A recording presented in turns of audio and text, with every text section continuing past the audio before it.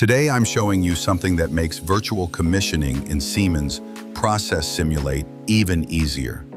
Your own operator UI that you can assemble in minutes with drag and drop. Switches, sliders, values. Just grab, place, done. This way, you tailor the interface exactly to your cell and your workflow. The best part? No external PLC, no extra software. Everything runs directly in Process Simulate. Bind signals, trigger actions, and safely test your sequences.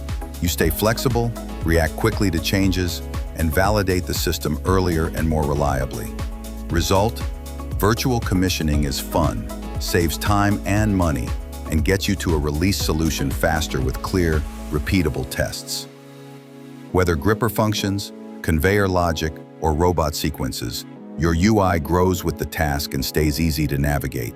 If you like practical tools like this, follow me on Instagram, TikTok, and YouTube so you don't miss future Process Simulate updates.